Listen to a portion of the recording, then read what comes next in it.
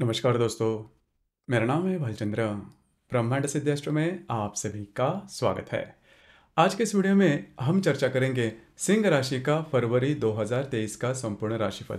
कैसे होंगे ग्रह योग, कैसे होंगे ग्रह के राशांतर और वो आपके राशि पर किस प्रकार से प्रभाव करने वाले हैं, कौन से निर्णय आपको लेने हैं, कौन से निर्णय आपको डालने हैं, आपके जीवन का ऐसा कौन सा क्षेत्र है जो कि सबसे ज़्यादा प्रभावित होने वाला है, सभी के बारे में डिटेल में चर्चा इस वीडियो में हम करने वाले हैं।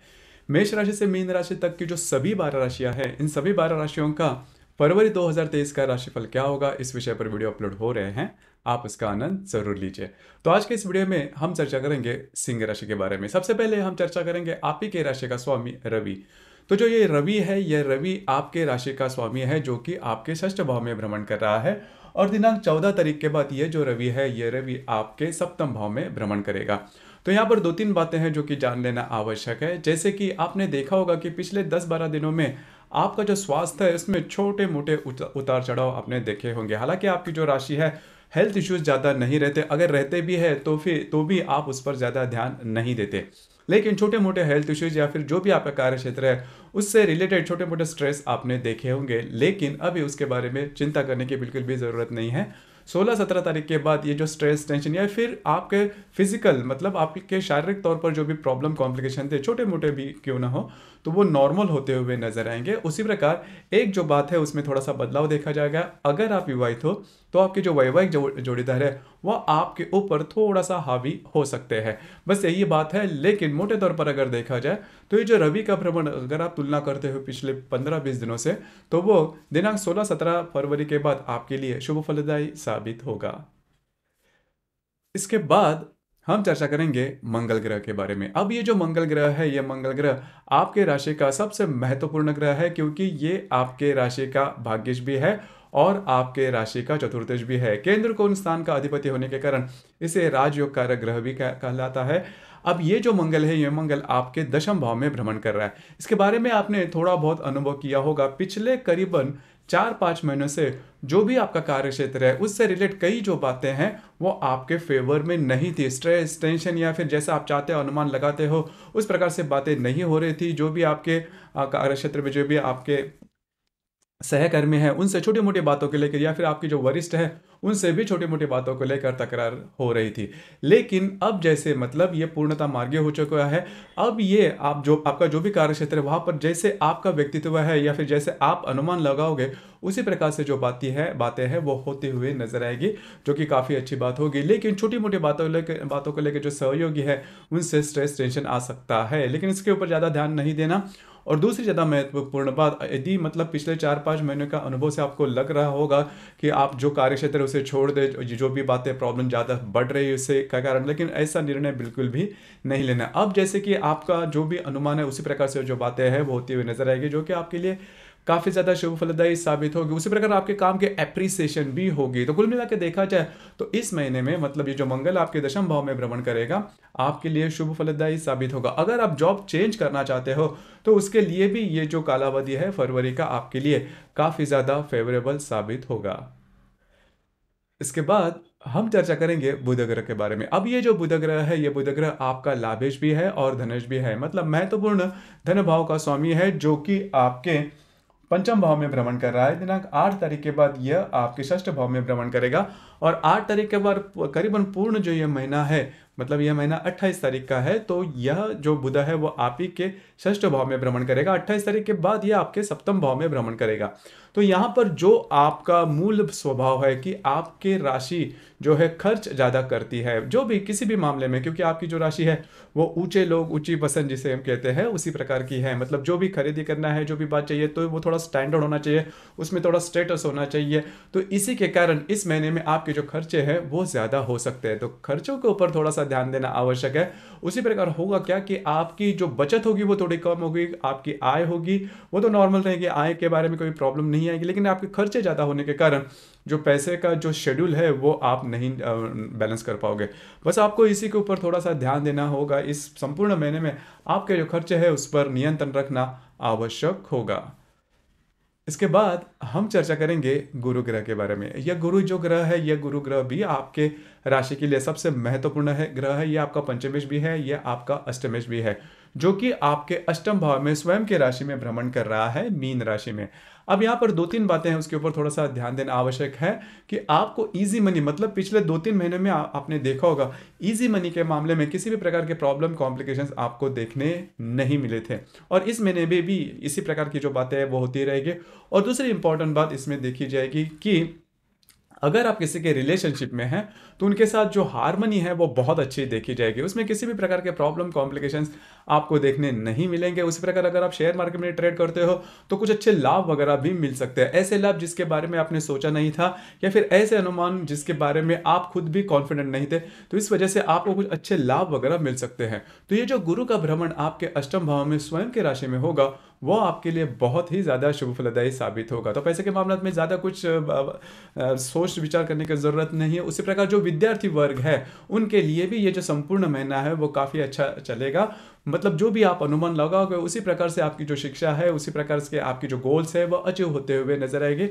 जो गृहिणी या फिर जो स्त्री वर्ग जिन्होंने गर्भ धारणा की है उनके लिए भी ये जो संपूर्ण महीना है वो काफ़ी ज़्यादा शुभ फलदायी साबित होगा। तो कुछ ये जो गुरु का भ्रमण है वो आपके लिए बहुत ही ज़्यादा शुभ फलदायी साबित होगा। थोड़ा सा स्वास्थ्य के बारे में ध्यान देना आवश्यक होगा। अब दूसरी ज़्यादा महत्वपूर्ण बात शुक्र ग्रह के बारे में। अब ये जो शुक्र ग्रह है, ये शुक्र ग्रह आपके राशि का तृतीयेश भी है और दशमेश भी है, जो कि आपके सप्तम भाव में भ्रमण कर रहा है, और 16 तारीख के बाद ये जो शुक्र है वो आपके अष्टम भाव में भ्रमण करेगा। देखिए ये जो तृतीयेश आपके अष्टम भाव में भ्रमण करेगा, स्वास्थ्य के बारे में थोड़े छोटे मोटे परेशानियां आपको दे सकता है, लेकिन आपके जो इनलॉज होंगे, मतलब अगर आप विवाहित हो तो आपके जो इनलॉज होंगे उनसे आपको कुछ अच्छे लाभ वगैरह मिल सकते हैं, उनसे आपको कुछ अच्छी सलाह मिल सकती है। अगर आप कुछ एक्सपेक्ट करते हो उनसे तो वो भी बात हो सकती है। दशमेश जो है वो भी आपके अष्टम भाव में भ्रमण करेगा, तो यहाँ पर जो भी आपका कार्य क्षेत्र है उससे रिलेटेड थोड़ा सा निगेटिव अप्रोच आपका हो सकता है। एक तो ये जो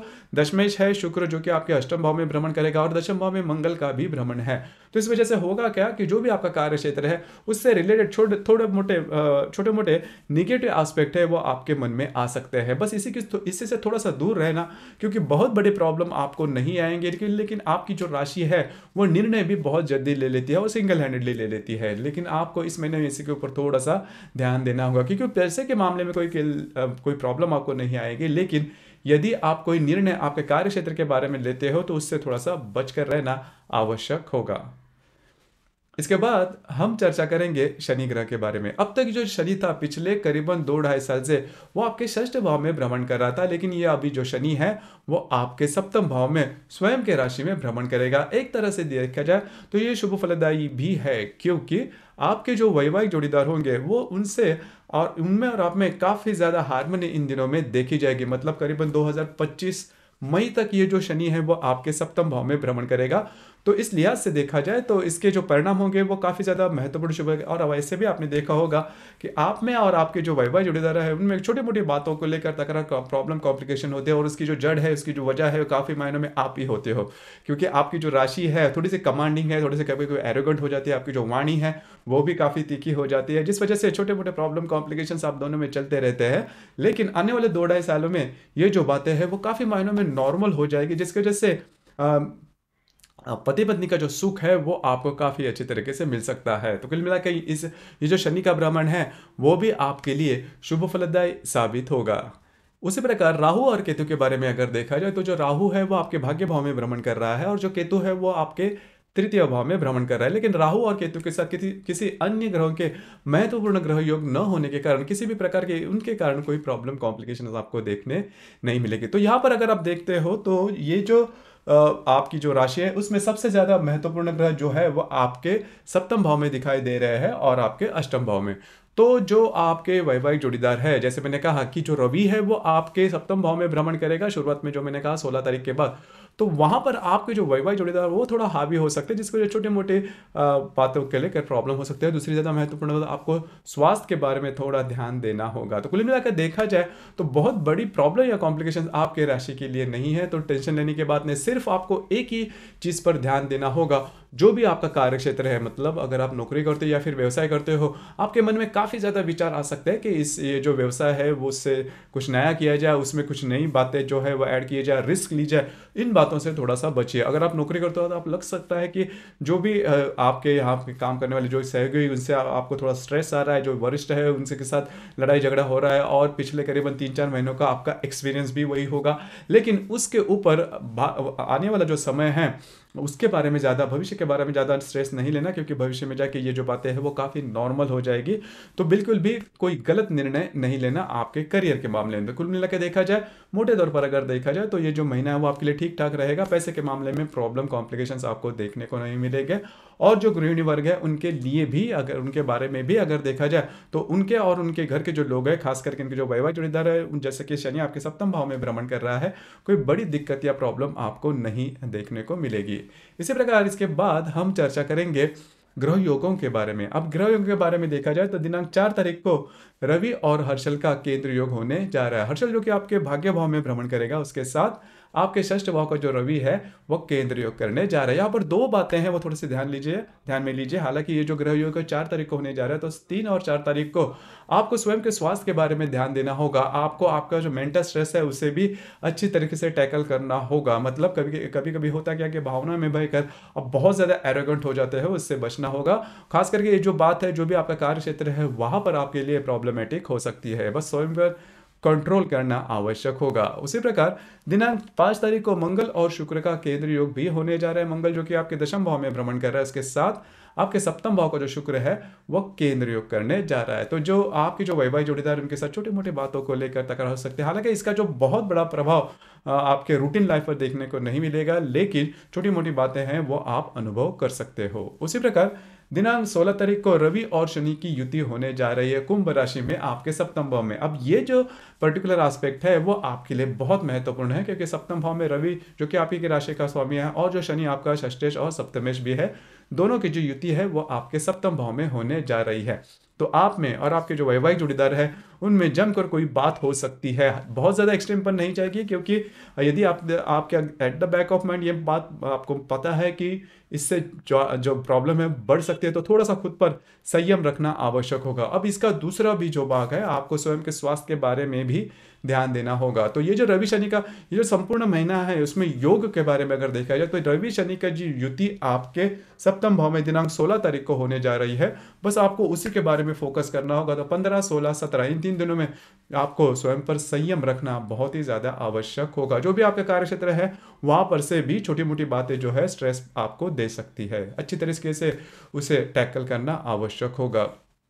उसी प्रकार दिनांक 21 तारीख को हर्षल और बुध का केंद्र योग होने जा रहा है। हर्षल जो कि आपके भाग्य भाव में भ्रमण कर रहा है, और जो बुध है वो आपके षष्ठ भाव में भ्रमण कर रहा है, दोनों का केंद्र योग होने जा रहा है। तो पैसे के मामला में आपके जो डिसीजन है वो चूक सकते हैं।